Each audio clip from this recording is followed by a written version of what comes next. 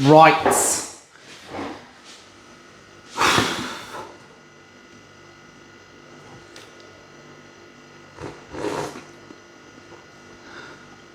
But yeah, I'm actually getting a little bit nervous recording this. Fad.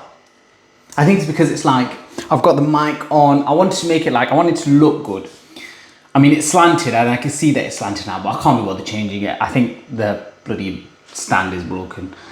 But anyway, welcome back. This is the first, I said this is the first solo podcast I've recorded in a while, but I speak to the camera all the time now. And I do a little vlog stories and TikToks and all that shebang. So it's like, is it really the first solo pod in a while? It is technically, because I'm going to put it on Spotify and everything. I don't think anyone's going to watch or listen. Don't really care, right? I feel like, yeah, I like being very nostalgic, and I quite like enjoying, I just like to finish things in a circle. Do you know what I mean? And I feel like last day at the University of Reading, and the reason why I'm doing it in a kitchen is because in first year, when it was COVID and lockdown, I was in my kitchen, in my first year kitchen, which looked very similar to this weirdly. And I spoke to a camera and I recorded the first podcast episode. I actually recorded beforehand on Snapchat. There's like bare flies here, it's actually disgusting. I recorded like a 15-20 minute Snapchat story. It must have been long. No, it probably wasn't 15-20 minutes, probably like 15 minutes actually, 10-15 minutes. And I watched that back, and it's just mad some of the stuff that I say in it. And I just talk about how finishing uni or starting uni and what the next few years is gonna hold and what I'm gonna do. And I ended that going, in a few years time, you're gonna watch this back and hopefully you finish uni, you look a bit skinnier, which as you can tell, definitely hasn't happened. I've been so fat over the last few weeks. The minute I finish uni, I've been eating too much rubbish. I need to get back into a proper routine. But I can run further than I was able to in first year, which is a bonus. Just not skinny, still fat. Oh well. What was I saying? Oh yeah, so I in that video I just spoke about so much stuff about what I think the future is going to hold. There's a massive spider there, bloody hell. And so I just felt like it's very circular, and I look forward to in 4 or 5 years. I wonder when I'll probably watch this video back, I reckon, when I'm 25. So in just over 3 years, I'll watch this back. Because I think 25 is the next milestone. I did one at the beginning of first year, did another one at the end of uni, do another one at 25, and now watch that at 30. I just like doing this. And I think it's just good to create content. I remember I saw this recently. I messaged someone and I said, they posted on their story a year and a bit ago that, they're thinking of creating more content. And I replied to their story going 100%. Just do, even if it gets no views, my content don't get any views, but at least you'll have something to look back on. So these videos that I record, I started the podcast so that I would have something to look back on. And I haven't uploaded the podcast in 2 years, but the whole point of starting it was because I was sat at uni in first year doing absolutely nothing. And I thought, let me make something out of it. Let me at least document it so I can look back at it in a few years, and maybe in 100 years time, someone will watch it. And then it evolved into me interviewing people, and then the people that I got to interview with that podcast. That podcast is an example of why not everything that you do needs to be extremely successful for it to have a positive impact, if that makes sense. So what I mean by that is, it didn't make me any money, but it got me the best placement ever. It's insane to think when I recorded that first episode that very thing, that very platform was gonna get me literally the most perfect placement year ever. I just can't explain. And there's no way anyone in this country anyone in the world had a better internship. I'm convinced it was the most perfect internship. The company, the people that I was working with, every single person in that company, it was exactly what I needed, and I didn't know I needed it. And it helped, when I make it as a presenter, fingers crossed, when I make it as a presenter, that being at Clout and every person there, not just the company, but the people there will have played a huge role in getting me there. I've got no doubt.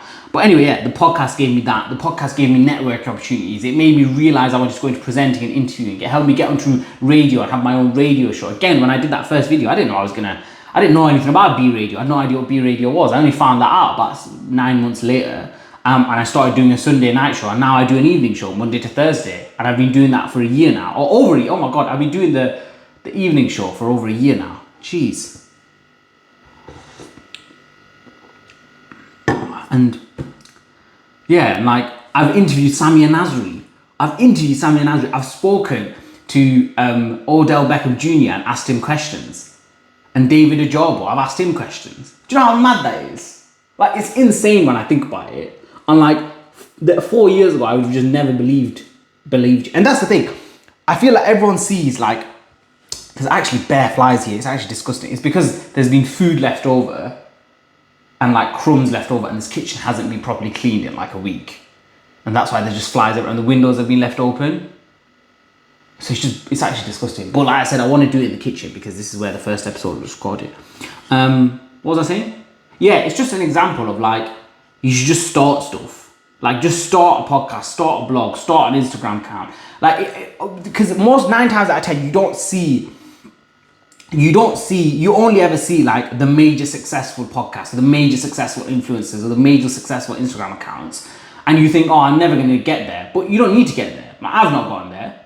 But you don't need to get there in order to make it a success, in order to develop skills, in order to make more money. Like, the fact that I started that podcast helped me learn a little bit about how to edit video and how to edit audio and how to do a little bit of social media marketing. That gave me a little bit of an introduction, so that when I went into companies, or, you know, when I spoke to people, I could ask for a little bit of an increase in salary, or ask for a higher daily rate. At 22 years old, I was doing that, or I am doing that. You know, like, I speak to people and they go, can you do this for us? And I go, well, I charge this. You know what, like 4 years ago, if you told me, or 3 years ago, if you told me, like, I'd be saying no to work, no to getting money, and fairly easy money, right? Because I charge a certain amount, I wouldn't have believed you. And now I can do that. And again, it's not because I've got millions of followers. It's literally because I've got the skills and the portfolio already. I don't need to, you know, I'll do stuff for free here and there because I want to make money, and I want to build a connection. Sorry, not make money because you're not making any money there, but I want to build a connection, or I want to network, or it's a good opportunity, blah, blah, blah. But like, I'll also turn down work, which is mad. Like 3 years ago, I never would have thought that. At 22 years old, I'm turning down work, easy work, where I can get paid, because I'm like, well, that's just not what I charge. It's insane. And yeah, again, that's not because I have loads of followers. It's literally because I've just developed the skills to be able to do stuff. So, you know, if anyone is listening or anyone is watching, start a podcast. I know there's millions of podcasts out there now. Or like, start a blog, or start a TikTok, or just create content, man. And honestly, these days, you don't even need to have your face in front of the content. You could, like, you know, have just a bit of text with some music and some B-roll footage that you find on YouTube. Download it, put some text, put your thoughts on, boom, send it out there. Or create a Twitter/X account or Threads account and just start tweeting or posting. You don't need to put your face out there. You don't need to do video if you don't want to. You know, write a blog, whatever it is. It's just mad, like, how much stuff came out of that podcast, and I stopped doing it. And I literally, it was actually probably about a year and a half ago now. Someone messaged me on LinkedIn and said they came across my podcast, and I hadn't posted in like 2 years at that point. And they were like, oh yeah, the solo podcasts were great, and like, you should do them again. And I said I was going to do them, and I never did them, but that's why I'm doing this one with a mic. This is another thing. I never thought I would have a mic. This I got at Clout as well. This was an end of year present, which is literally probably the best present I ever got. Best gift I ever got. What was I saying? Yeah, like, and that was a year later, and someone found it. And like, I wouldn't have like ever thought like that I'd have a tripod or that I'd have a mic, you know. And like, I know it's not big things, but it doesn't have to be big things. Like, it's very cringy for me to say that. I understand that, because like, it's just a mic, mate, or like, it's just a stand. Like, why are you getting excited? But I think it's important to say that sort of stuff, because everyone thinks everything needs to be extremely successful in order for it to be a success, when it really doesn't. Like, my podcast, I think, has in the year that I did it, because I did it fairly consistently for a year, it had 2,500 listens. Bloody hell, there's actually so many flies here, it's actually a bit disgusting. Like, what the hell's going on? I don't know what food they're attracted to. Anyway, yeah. Hopefully in 3 years' time, when I watch this back, I'm in a nice kitchen. God. But yeah, like, what was I saying? See, this is why I didn't have a solo podcast. I only did like 6 episodes, because I kept forgetting my train of thought. I can't remember what I was saying. Oh yeah, even this, yeah, like these things. So I got this MS Lending Group. Shout out to you. Cheers. I got this at an event I went to, and it's actually really good as well. Like, I've had a lot of flasks, and they're not good. This one, like, I had my like coffee in here for like 6 hours, and it was still fairly warm. But I like this stuff. I used to get so excited about getting this stuff for free, like anything for free. And don't get me wrong, I'm brown. I still get excited about getting free stuff. But like, I've gotten a million of these. Like, if I left that event without one of these, I would have been fine with it. Because I get to go to so many like events and stuff and just get free stuff. It's mad. Like 4 years ago, I just wouldn't have said that. Oh yeah, this was my point. It's like, I get that it's cringy, but I can't emphasize enough how beneficial it is just to like build something. And like, a lot of people on LinkedIn talk about like, oh, build your personal brand. And like, yeah, it's true. But yeah, that's my point. It's true. It's like, you know, you build something, or build a brand, or build something, and it'll help so much. Like, I mean, I've said it a million times. And I feel like the reason why I think I say it is because like, I've met a lot of people down south, obviously being in Reading here, living in Kent, working in London and central London as well. Like, I've met a lot of people down south who do that. And I remember, I think I said this in the solo podcast. I remember when I came to Reading for the first time back in 2018, and I met so many of these people who were my age, who were setting up businesses or setting up social media accounts or whatever they were doing. And I was just like, that's so mad, because where I'm from, that's not really common. Like, very few people do that. Like, people might set up a business, but they won't do that until later on. Or whereas like down south, it's just common now. Like, everyone does it. It's not seen as cringy. And I want more people from up north, more people from Haslingden, more people from Lancashire to like, you know, be a bit more bold, innit? I'm not saying I'm the beacon for being bold. I'm just saying, like, it's so beneficial. And I just don't think it's talked about in schools. Or just in general. Whereas down south, it's like, it's normal to set up your business at 19 years old, or to set up an Instagram account for X, Y, or Z, and try and, you know, make it as an influencer or a podcast or whatever. But up north, with northern people, how common is it? And I think it's because we're always told to, you know, always be humble and whatever. But forget being humble, man. Don't worry about being humble. I mean, you should be humble. You should be humble in your like insides, but I think on your outside you should. Oh wait, is it the other way around? Oh yeah, I think on the outside you shouldn't be humble, but on the insides you should be. You know what? I don't know what I'm on about. I'm just hoping this is still recording, because if it's not, it's gonna be a bit. Let me check. But yeah, I had a few people who asked stuff. I should have bloody wrote this down, because I asked for like topics and conversation topics, and I got quite a few actually. I was quite surprised. Someone asked about 3-year plan. God knows. God, to be fair, weirdly enough, I said in 2025 I want to make another one of these videos in the kitchen. So that's definitely the 3-year plan. But who knows, man? Who knows?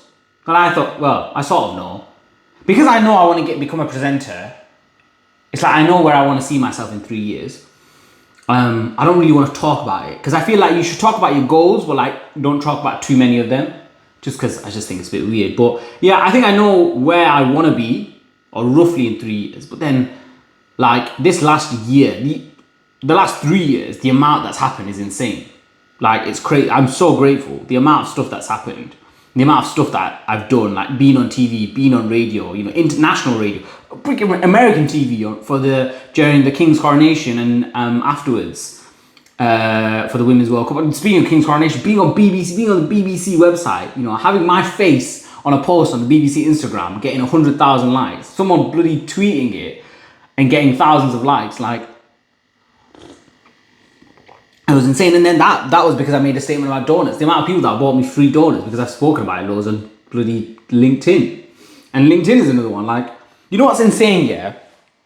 What's crazy is, like, I think I'd always be grateful for LinkedIn because of this. Because obviously with uni, it was like, in first year, you just couldn't do anything. It was literally impossible. Everything was locked down. And I sort of filled that uni gap with the podcast. And then in second year, I was really busy because I applied for loads of jobs. Because in first year, I didn't have anything to do. And I was like, second year, I want to be busy. So I applied for loads of jobs. I had like 4 or 5 part-time jobs at the same time. I was probably working around average, at least 20 hours a week, if not like 25, 26 hours a week. Like, I was working loads.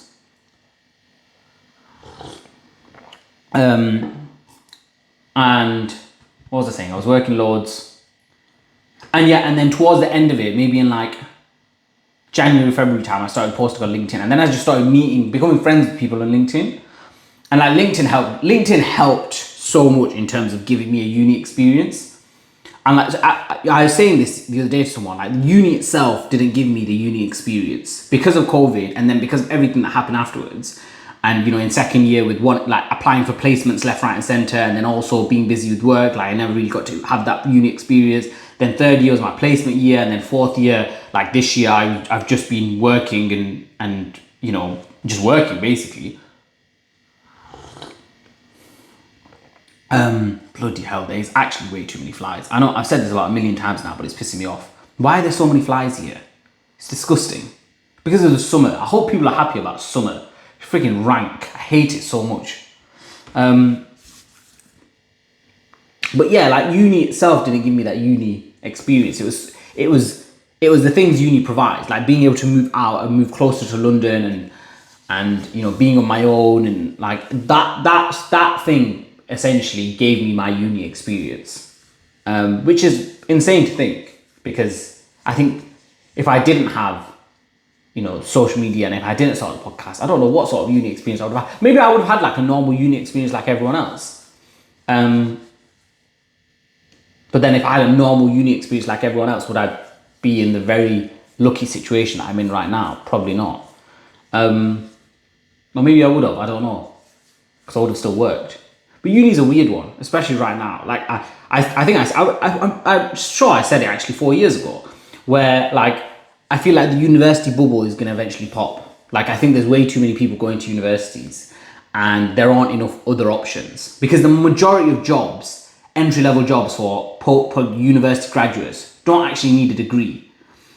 Those jobs should be going to essentially people who are like 18 years old, and they are basically first jobs, or close enough to first jobs, right? They should be like first full-time jobs for people, and they usually are actually. So really, do you need a degree for them? No. So what are you doing in those 4 years? And I think these days, uni isn't like how it was before, where you had this huge loan that came in, and everything was really cheap, so you could just splash the cash and have a good time. Like when you speak to people who went to uni in like the early 2000s, and before that, everyone's like, oh yeah, uni was amazing. Like we drank all night and like every day and whatever, and we had a great time. But people can't afford to do that anymore. So if people can't afford to do that, like majority of what they're doing, they're working part-time, they're studying the other part-time, and they're socializing a little bit. To be honest, it's basically like they're working full-time. Like I wouldn't say it's the same, it's a lot more flexible, but a lot of students, potentially the majority of students, it's basically like working full-time, balancing your degree with balancing actual work and like socializing when you can. The only difference between uni and people who are actually working full-time is at uni you've got a lot more flexibility with when you do work and when you don't do work, and when your lectures are and blah blah blah. But I feel like it's near enough the same now. I think the university bubble is going to pop eventually, and you're going to have hopefully more apprenticeships. And I know there's loads of schemes coming in by the government bringing in more apprenticeships, which is just great. Like that's what we need. Yeah, we don't need. I mean, to be fair, this is controversial, yeah, but the military, whatever it's called, what was it called? Conscription? No, like mandatory military work, or whatever it's flipping called, that the Conservatives proposed. It'll never happen, but that is actually going in the right steps. Yeah, because my thing is, like, imagine, yeah, because what it should be is number one, it shouldn't be voluntary. I mean, it could be voluntary. It could be voluntary if it's like once a week for a year and everyone does it. And everyone has to do some sort of voluntary work, yeah? But I think what instead you do is you go like between 18 and 21, or 18 and 22, you have to work a year. So that's either your placement year at university, that's before you go to university, that's during your A-level/college. You have to work for a full year, and you can either go join the military, work on that, and you get like pretty much living minimum wage, whatever the government can afford, you get that, right? And it means you all of a sudden get very cheap labor because you're hiring very young people. You're also getting the tax revenue off that, and you're also getting a workforce that is now at least a year experience. How many people have never worked full time after they finish their degree? That's why I always tell people, do a placement year, whatever you can do, work to get a placement year, because it will be worth it. people who get a placement year are like 9 times out of 10, 90% more likely to get a job full time afterwards, because it looks good on your CV that you've actually worked for a year. You know what it's like to be in an office. You know what it's like to work 9 to 5. So at least you'll have a workforce that's way more experienced. And there's sort of other elements as well, apprenticeships and this is my grand idea, all right? And maybe there's loads of logistics to consider, but I think what they should do is you get to 18 years old, and at 18 years old, every student is entitled to a certain amount of money, and you don't get this money directly. But essentially, you know how at uni, you're basically entitled, every single student is entitled to, at the very least, your university tuition being paid, and an additional, I think it's is it £4,000 maintenance? I can't remember what the minimum maintenance is, right? You're all entitled. So if you're a student, if you go to university, you're essentially entitled to at least 15 to 16,000 pounds a year in a loan. It's a loan. You obviously got to pay it back in a loan. Well, number one, most students don't pay that off back. 99% of students never pay that off, and by 35/40 years old, depending on how old you are right now, it gets wiped. So the taxpayer ends up paying for it.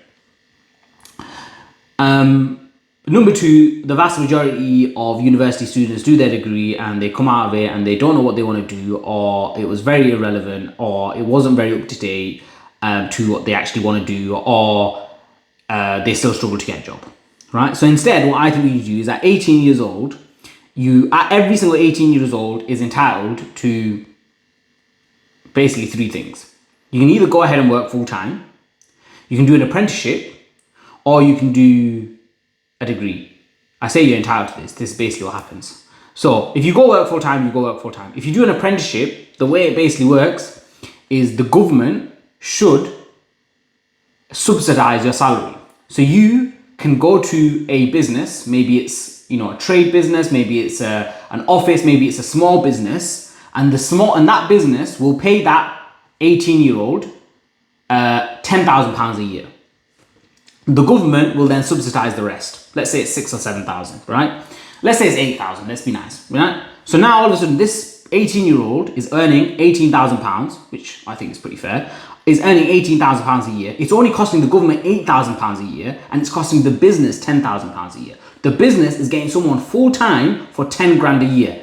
Ridiculously cheap labor. You'll have businesses left, right, and center wanting those. They'll be like, yeah, come on. And I think there should be a policy on how many you can take per employee that you have. Like if you've got millions of employees, you shouldn't be allowed to then take millions of there should be some sort of policy around that. And there's loads of other logistics. But essentially, you're then now giving small businesses cheap labor. Yeah, very cheap labor. They're paying them 10 grand a year. That's nothing, right? And the rest of it is getting offset by the government. On top of that, the government is now no longer having to give you thousands of pounds of loan. Rather than giving you £15,000 a year, they're giving you £8,000 over if it is 8,000, it could be 6,000, 4,000, whatever. You can make it as low as you want, essentially. The government is now giving you 8,000, so it's pretty much half. And then in the second year, it's giving you another 8,000, 16,000, and then it doesn't have to give you any more. So at the pretty much the bare minimum, if you use my maths, you're saving, 16,000 you'll have to pay with my apprenticeship scheme. Going to university, 9, 18, 27, plus let's say for example, it's 4, 8, 12, 27, 37, 38, 39, 39,000. So 39,000 the government is giving you in loans if you go to university, or they pay £16,000 to you. Bear in mind that £16,000 also, that £16,000, all of that is going to get taxed, because if you earn £18,000 a year, you're going to get taxed. On top of that, you're going to be paying national insurance, and on top of that, your what was the other thing? You're going to be spending that money, so it's going back into the local economy. Do you know what I don't. It must be an idea that doesn't make sense, because why has no one else thought of this? And it's good for everyone. It's good for young people who want to go into work straight away, right? It's good for the government because they're spending less money and they're getting people into work, therefore getting more money. And it's good for small businesses or any business, because now all of a sudden they get a very cheap workforce who will be willing to do it. And if you want to put more incentives, be like you're tax free for 2 years or a year, but something, I don't know. The only people that is not good for is probably universities, because they were but even universities are clocked on. And this is what I think is going to happen is UCAS have already clocked on. UCAS were for universities and colleges. They weren't for apprenticeships. All of a sudden, I think in 2023, they released a huge apprenticeship scheme because they realized, hang on a second, not as many people want to go to universities. Let's start doing apprenticeship stuff. They've clocked on. So now they're doing apprenticeship. Now they're going big on apprenticeships. And it's good. I'm glad they are. I'm very happy that they are. There needs to be more done. And there needs to be more done for apprenticeships up north. But that's a separate topic. But universities will later clock onto that. And universities will go, hang on a second, we need to start doing apprenticeships. So what we'll do is we'll have all these courses, great. But then we're also going to have courses where you can do apprenticeship as well. So like similar to like, you know, my course, I did a placement year. It would be like, all right, you do an apprenticeship instead, and you come in once a week and blah blah blah, and you get a degree at the end of it. I just think it makes so much sense. But I mean, it'll never happen. It will never happen because one, it'll take years to implement, and no government ever really wants to implement anything long term. It's too hard because look, when you think about it, when you're in government, you come into government, you're given 5 years. Your first year, you're basically allowed to do whatever you want. We don't want to do too much because you don't want everyone to think you're spending too much or you're spending too little. So you sort of try and play it safe. Okay, then you've got third year, and a bit of fourth year. But by fourth year, you really don't want to spend too much because you want to really, you know, start cutting taxes because you're thinking about the election. The end of the fourth year and the fifth year, you're literally only thinking about the election. So really, you only got a year to actually do what you want to do. And that's every government. Now, in this case, the chances are Labour are going to win, like, let's be honest. So they're going to have 2 terms. They could potentially be in office or in government for 10 years. Will they do something like this? I don't think so. Because it requires long-term thinking and taking long-term responsibility. Think about the last project that the government undertook, the long-term project, was HS2. What the hell happened to that? We were learning about HS2 geography, yeah, and about the pros and cons of I was writing not essays, but like paragraphs on HS2 and the benefits of HS2 in year 7 geography. Still not here yet. And they bloody cut it off and they've done something else and they've cut it off at Birmingham. The whole point of it was to bloody connect Manchester to London and let you basically get from Manchester to London in like 30 minutes or whatever it was. And that's literally just been scrapped. They're not going to do it because it's a long... But I think it'd be a great idea. But I mean, I'm optimistic in the sense that the government are doing, you know, short-term things, I guess, with apprenticeships, and UCAS are getting involved with it, and hopefully universities get involved with it. And I have no idea how I got onto this. Oh yeah, it was Theo's question about, shout out to you, Theo. It's not going to be watching. About 3-year plan. Jeez, I don't even know how long I've gone for. How long has this been? Yeah, I've always wondered whether other people have conversation like this with themselves.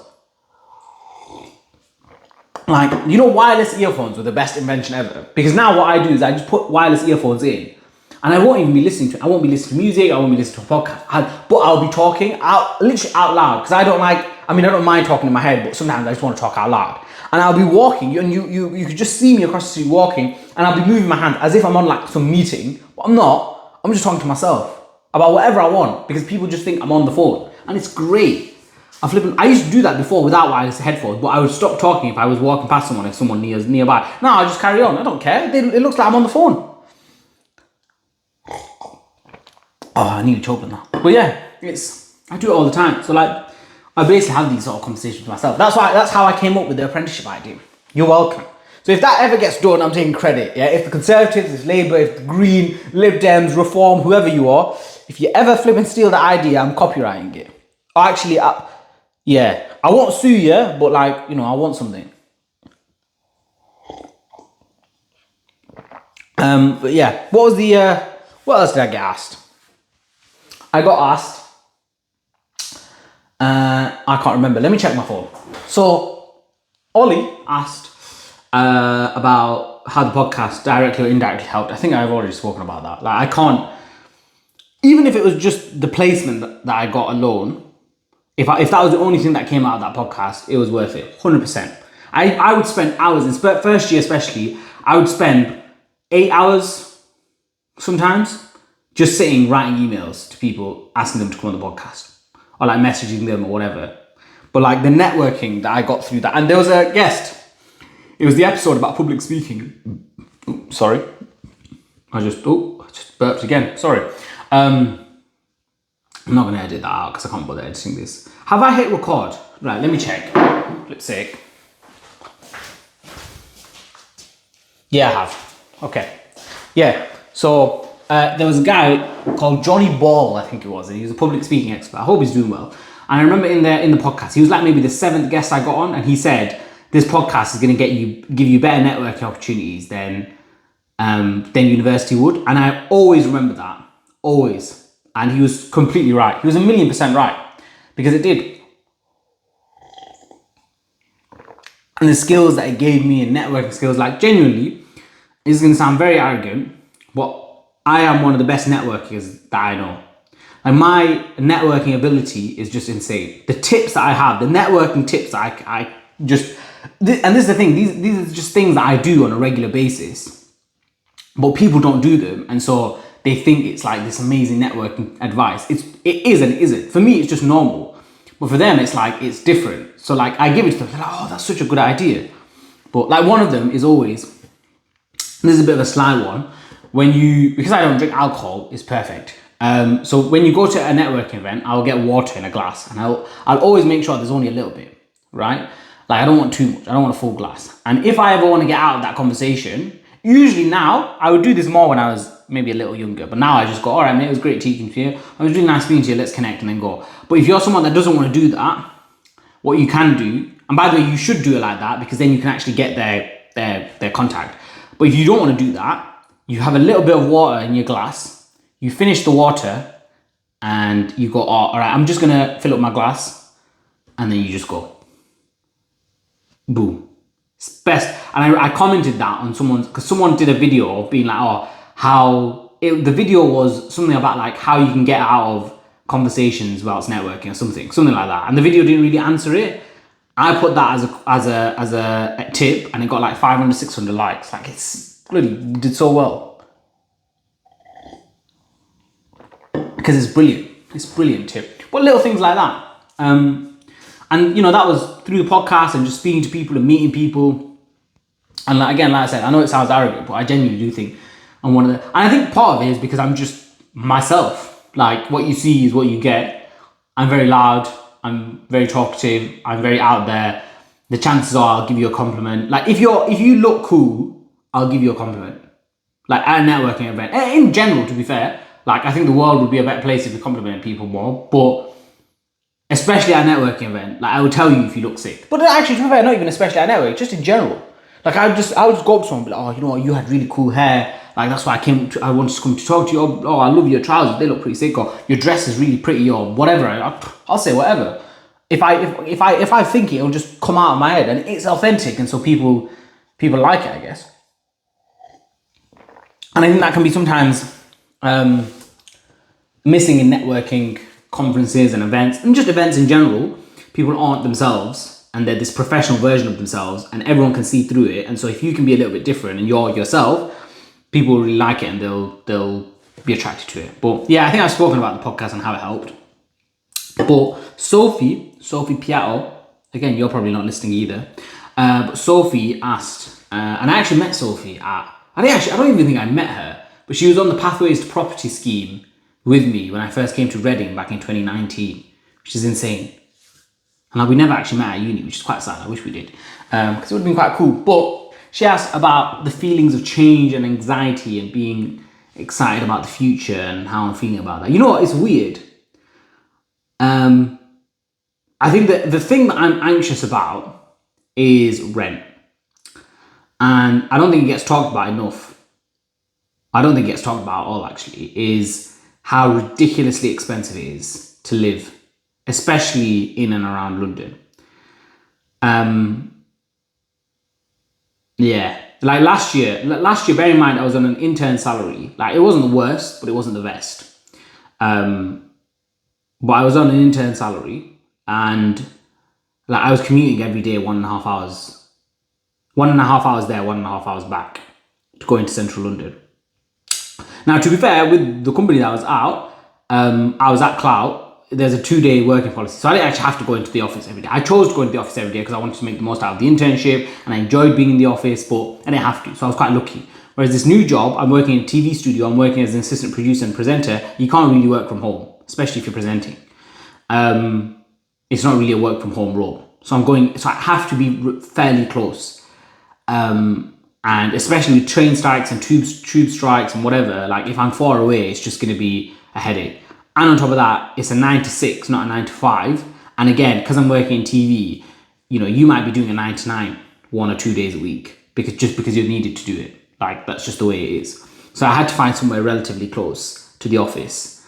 And I also had to think about how much it would cost for me to get to the office.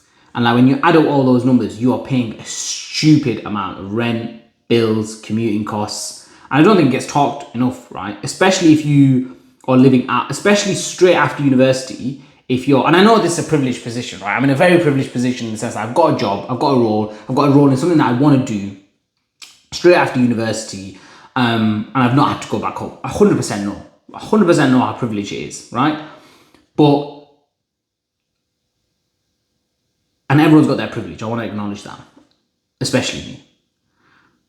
But I think if you can live at home, that's a huge privilege. I can't really live at home for many different reasons. One, because of what I'm doing and what I'm pursuing, but also other reasons. But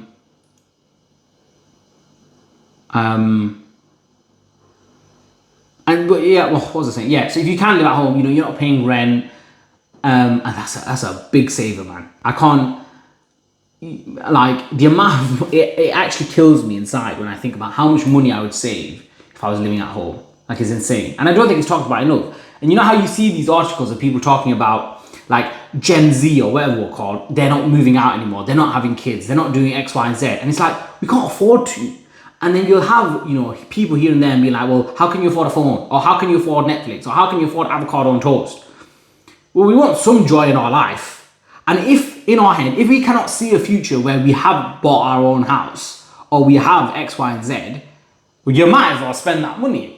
Yeah, you might as well treat yourself to avocado on toast. If I know that avocado, me not buying avocado on toast, forget avocado, I don't even like avocado. Me not having a Netflix subscription isn't going to help me buy a house. I might as well just have the Netflix subscription. Do you know what I mean? Like, what's the point?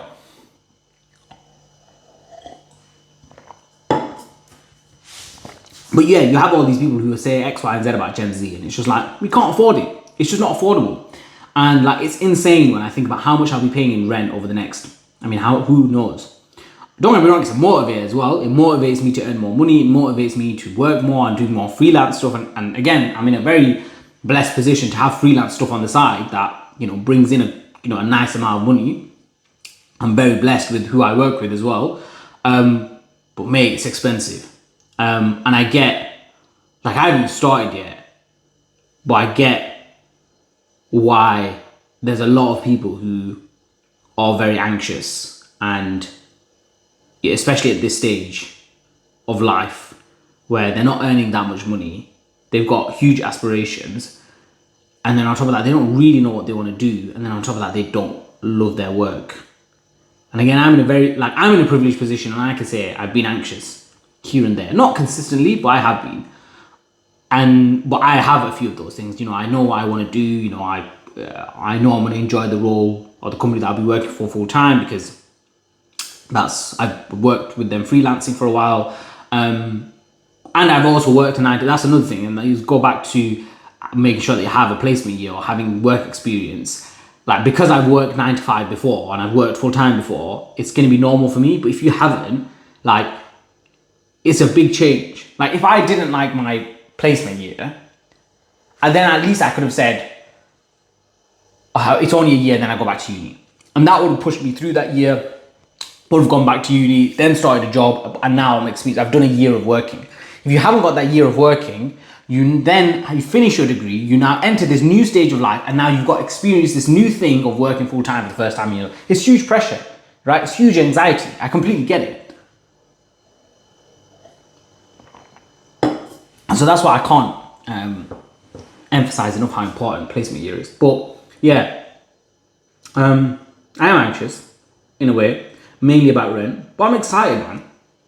Like, I know there's loads of issues in this country, and I know with the elections are always weird times because everyone's always depressed around elections. Or at least at this election, everyone's a bit depressed because they're not happy with the options on the table.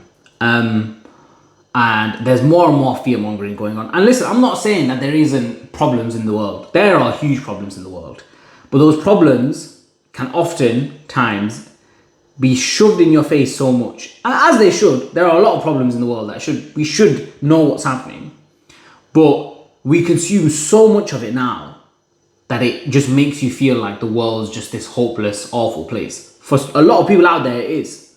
And that's why if it isn't for you, and if you don't have to worry about bombs coming down on you, and you have got a stable job, and you have got food on your plate, and you have got people around you, the world is a good place. And if you're born in first world country, the world is your oyster. And I think there is room for optimism and hope. And I think I'm like that. I think I'm quite optimistic. I'm excited to see what the future holds, and not having university, and especially but also despite not living at home, like I have that flexibility. Like I think it's just exciting. Like if I wanted, I could go to Australia and go work there, or I could go to somewhere else and go work there and do whatever. Like again, there's pitfalls and there's application process and whatever, but I don't know. I think it's exciting.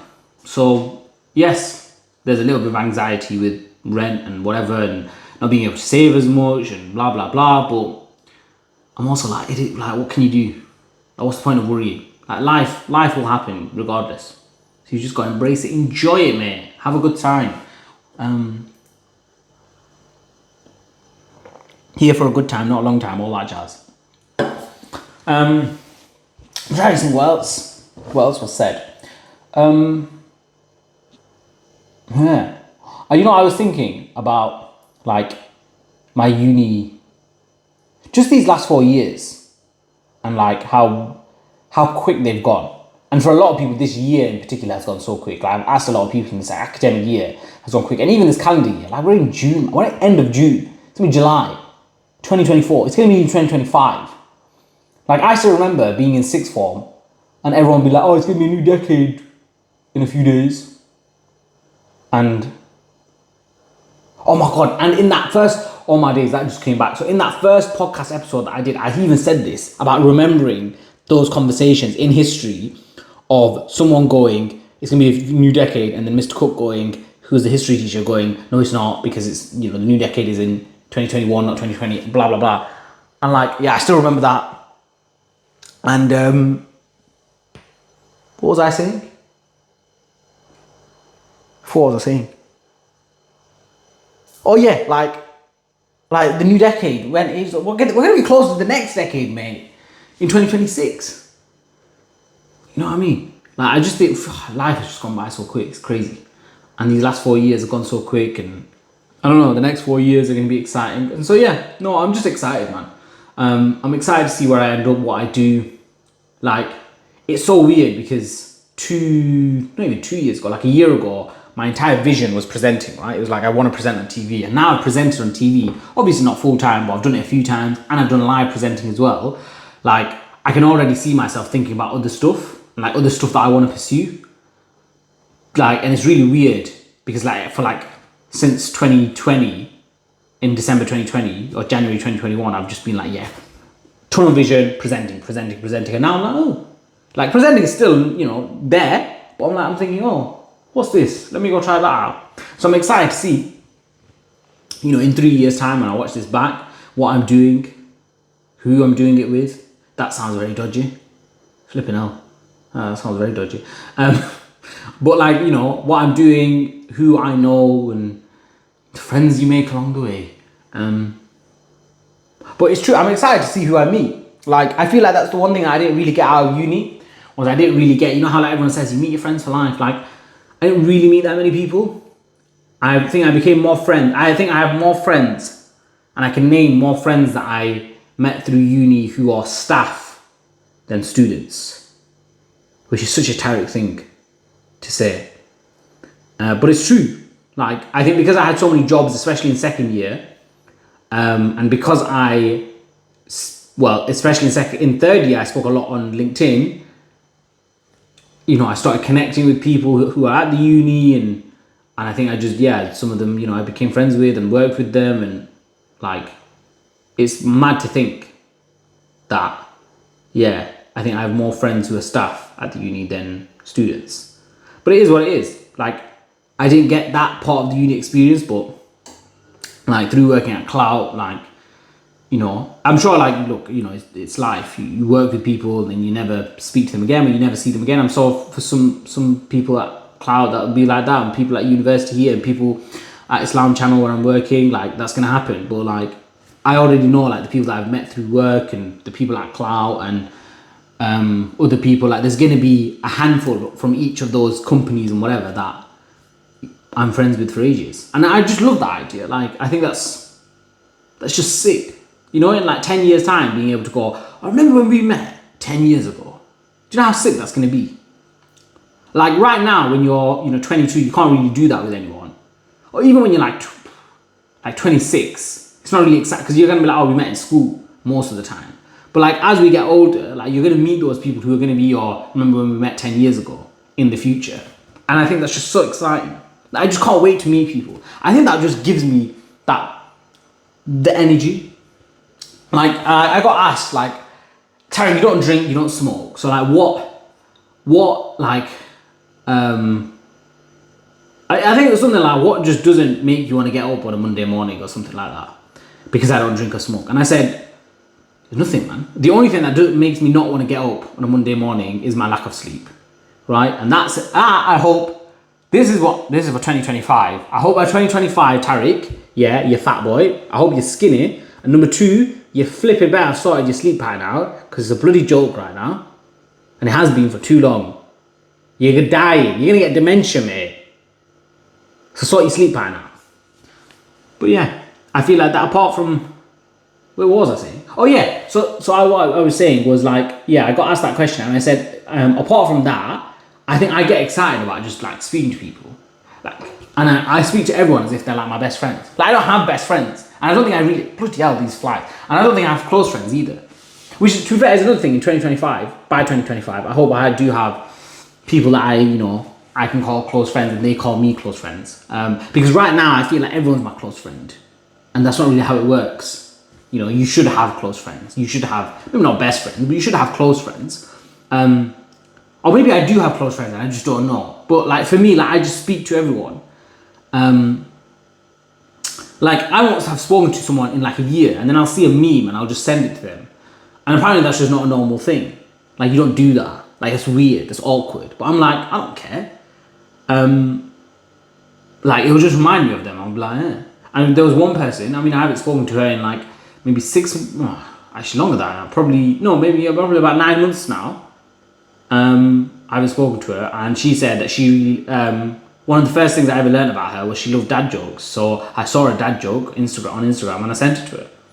She liked it. I'm like, I feel like that should be a normal thing, but it's not. And people are always, and like with social media, that's what you should do. Back in the days, you couldn't do that. Like, if you didn't see anyone for like a year, like, you gotta wait until the next time you see, and the next time you see them, then you have to introduce yourself. You know, you can't just carry on a conversation. But now, because of social media, you can just carry on the conversation. That's great. You're never really apart from anyone.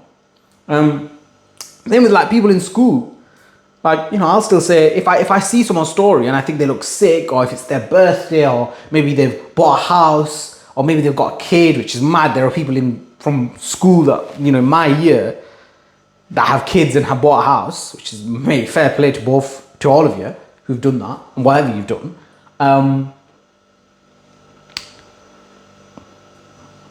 Is this still on? Yeah. What was I saying? Oh yeah, you can just like carry on conversation, and I'll say congratulations, I'll say happy birthday and whatever. I just think, it's just what you do, innit?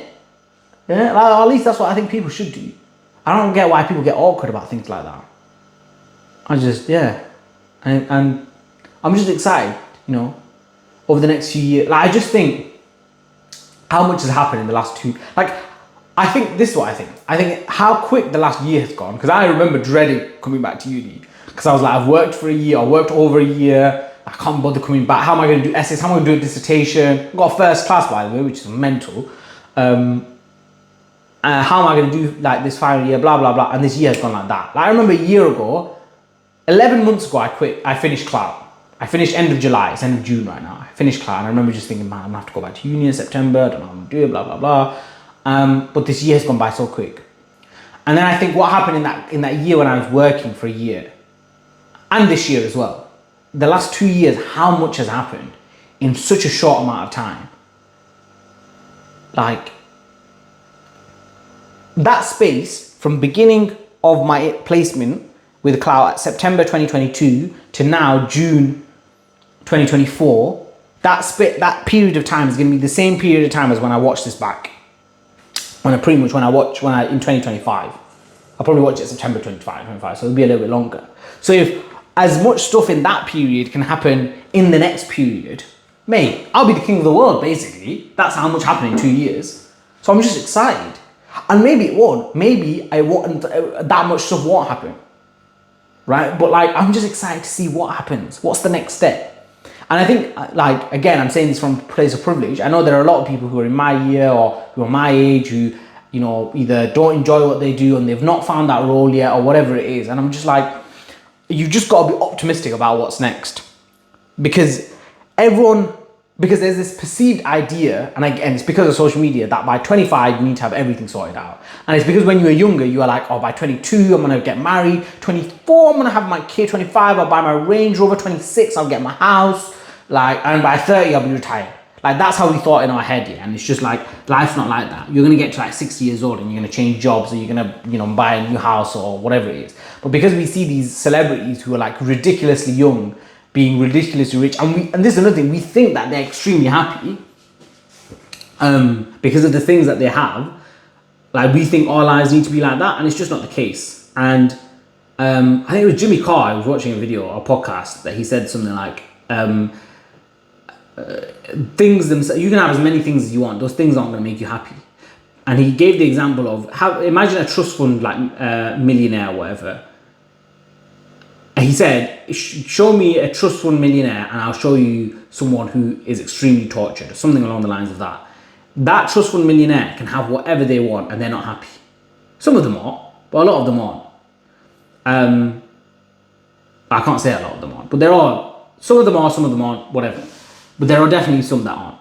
And it's because, like, there's no pursuit in their lives. They can have whatever they want. And I think we all need to embrace that, myself included. And that's what I'm trying to tell myself with this rent situation of, like, you've just got to embrace it. You just got to embrace the future, embrace the bills, embrace the rent, you know, embrace the fact that you're going to have to buy reduced items from Morrison's and you're going to have to shop at Aldi. You can't afford to go to the big shops right now. But, like, it's that pursuit of being able to one day afford the big shops. The day I can afford Whole Foods, mate, is the day I've made it. Everyone's finished. If I start shopping at if I buy one item at Whole Foods, I'm a baller. Maybe that's another goal for me, yeah? 2025, I hope I bought at least one thing from Whole Foods because I'm just rich. Yeah, like maybe a salad because I'm skinny as well. I'll buy a salad. If I can get that by 2025, that'd be good. Yeah. What was I saying? Oh yeah. I think you just got to embrace it. You just got to embrace the big bills, embrace the difficulties and whatever it is. Because look, even if you get to 30 and you still haven't figured it out, which you probably won't have, because of life expectancy in this country, you've still got like another 70 years of life. You're not even a third of your way through life. Not even a third, right? And bearing in mind, life doesn't really start for you until you're 16. So you're only 15. And then bearing in mind, your brain hasn't really fully developed until you're like 25 for men. I think 22 for women or 23 for... No, I think it's 28 for men and 25 for women. So let's say it's 25. That means if you're 30, you're actually only 5 years old. Yeah? 5 years old. You've got your whole life left. And I think I said this in one of the solo podcasts I did. Like, there's nothing to worry about, man. Just chill. Just relax. Calm down. Calm down. Remember COVID? That went. Came and went. I saw this other thing, actually. I've never watched The Office. I really want to watch The Office. And which is a side point as well. What I notice is every single year since COVID, like, there's been like a new sitcom in my life. So this year was How I Met Your Mother. Last year it was Modern Family. The year before that it was Big Bang Theory, and the year before that it was Fresh Prince of Bel-Air. So and the year before that it was like My Wife and Kids. Like every single year there's been like a new sitcom. Watching. So I need a new sitcom. Maybe it'll be The Office. Anyway, so it was a clip from the US Office, and it was the main guy, Michael or whatever, saying Like he wishes he knew when he was experiencing the good times. And I think that's a really hard hitting quote, because you know when like life goes a bit crap, and you go, man, remember when X, Y, and Z, and you just think, man, I wish I was grateful for those times. And this could be those times. There could be something that's bad that's coming, and you're going to be really grateful for these times. That doesn't mean you should be scared of the bad thing that's coming, but that just means you should be grateful for the times that are right now. Yeah, and then after those bad times, you're gonna have great times. You're gonna have good times. You're gonna have good moments. It's just life, innit? Going up and down or whatever. And I don't really know what I'm on about. I think I'm just trying to be a motivational speaker right now. But this is what goes in my head. This is what I think about all the time. I wonder how long this will be. It's probably been like an hour now. How long? Oh my god, it's like 1 o'clock. Oh yeah, I think it has been. It probably has been around an hour. But yeah. Yeah, I remember making those videos, and I watched those videos back. And I watched the first video that I did. And it's so weird because I met someone 9 months ago that I hadn't seen in years, and he said he still remembered that first video that I did. And he was like, yeah, I remember you were in your kitchen and you were wearing that white shirt, and there was those blue like school chairs near you, similar to these, but they were blue. And I was like, yeah, like you remember? And he was like, yeah, I remember exactly. And yeah, I was watching that video back, and I said to myself, I actually spoke to myself in a year from then, but I never watched it back because I was like, you know what, I want to watch it after I finish uni. And so I did recently, and I said, in a year from now, I hope you are skinnier, obviously. But I said, I hope you have a camera in front of you, and you lean it against a squash bottle or a bottle of squash, which I've not got a stand now because I'm bougie. And you just have it. And I go, you know what? I think since then I have been. There'll be moments where I have a lot of moments where I've been absolutely buzzing, loving life. And I think, yeah, I think it's just like the prospect of having more moments like that, of really good moments. I want to really appreciate those moments more. And I think I do. But I think there's more. I need to do it more. I need to be more grateful than I already am for those. Because those moments are sick, man. You know, when life is going good, there's just nothing better. And I think, you know, especially moments throughout this year, and then moments through my placement, I just think about the amount of like cool moments and amazing moments I've had. I'm like, yeah, man, those are sick. And I'm like, there's gonna be more of those. Like in the grand scheme of things, when it was like a life, I'm not even born yet. My brain hasn't even fully developed. I'm 22. I'm minus 3 years old. Minus 3 years old. That's insane. Yeah? Like, and if you're 30, you're only 5 years old. If you're 40, you're only 15. If you're 60, you're only 25 years old. If you're 60. If you're 70, you're only 35. If you're 80, you know, you get it. I don't know why I keep on going. But it's true. And I think you just, yeah, I go back to Sophie's question. Like, yeah, it's anxious and it's frustrating because it doesn't get spoken about enough.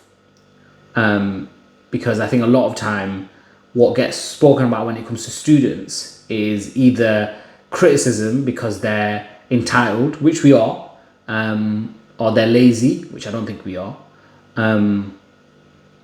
or whatever, or it's we don't distract ourselves, but we are so determined to make the world a better place, which I think is a very good thing, that we don't actually have time to actually try and make our own world a better place, if that makes sense. I think it's a beautiful thing.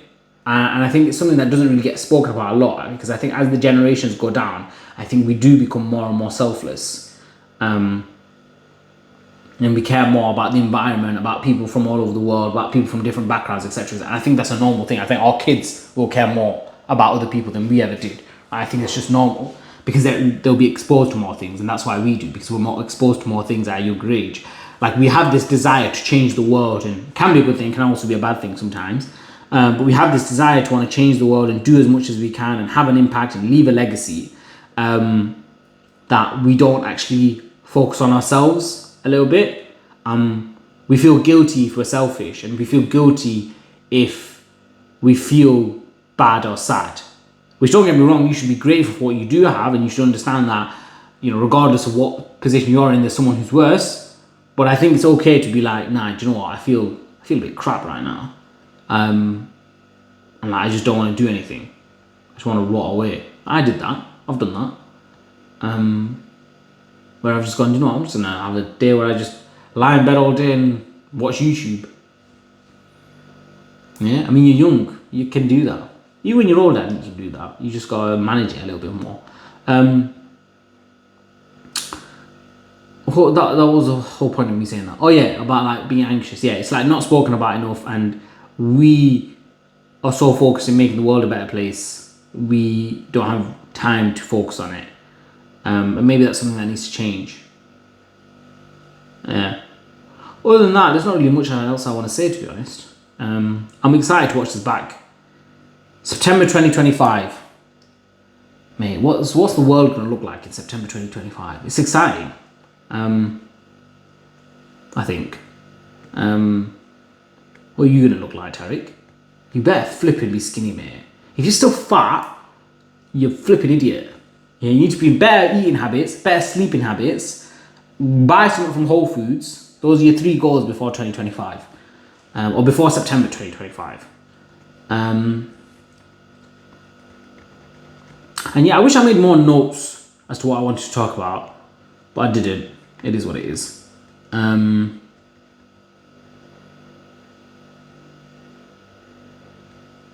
Yeah, university's done. New chapter begins. Let's go see what happens.